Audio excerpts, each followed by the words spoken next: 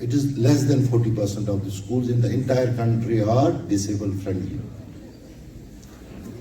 And 17% of the schools in the entire country are without restrooms. These are the basic foundation accessibility norms when it comes to making school buildings or making infrastructure in tune or in sync with the accessibility. Because I am drawing these infer from the NEP 2020. Now, what is inclusion?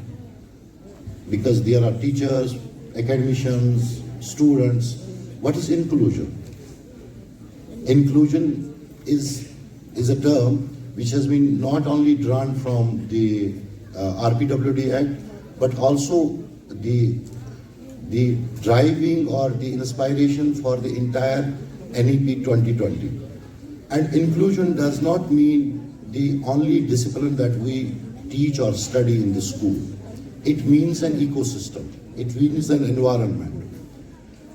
An environment which holds, which binds together an inclusiveness, be it color, be it caste, be it impairedness, be it the facilities.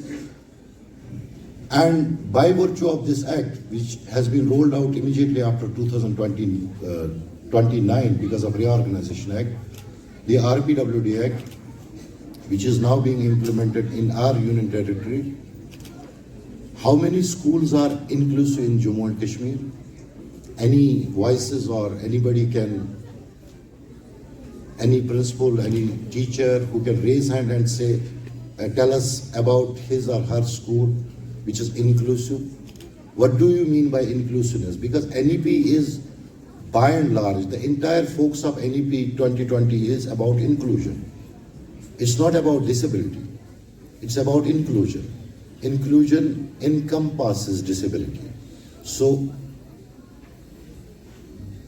is it okay to be more interactive rather than to have a monologue? I would love to have dialogue so that people will participate and they can question on, they can raise their hands and talk about what we are discussing, inclusion.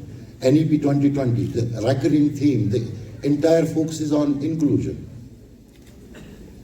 I'm sure when you go back and see the standards of inclusion in NEP vis-a-vis disability affairs, you will see most of our schools, I have no figures to suggest anything, but most of our schools are not inclusive.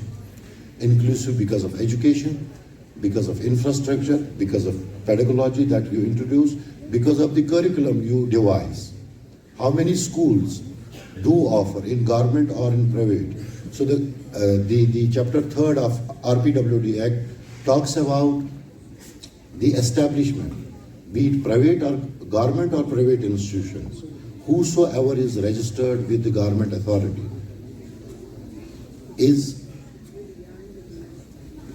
duty bound to have inclusive infrastructure, inclusive education, and inclusive ecosystem.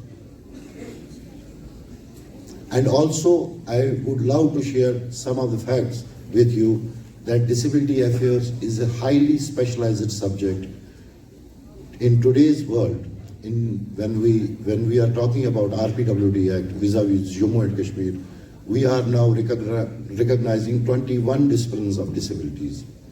Earlier, we used to recognize 7 disciplines of disabilities, and because of these 21 disciplines of disabilities, it's a matter of right that every child, whosoever goes to school, whosoever goes to college, he should be provided with inclusive infrastructure, inclusive education.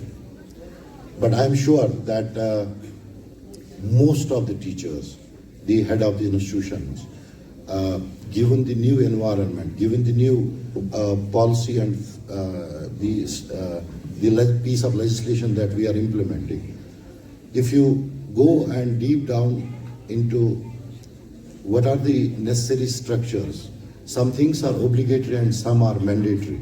But I hope, like the Honorable Chief Justice today in the morning said, when you go back, you should read one book, that is the Constitution of India. And I would urge and request all of you, including the students, that once you go back, kindly read RPWD Act.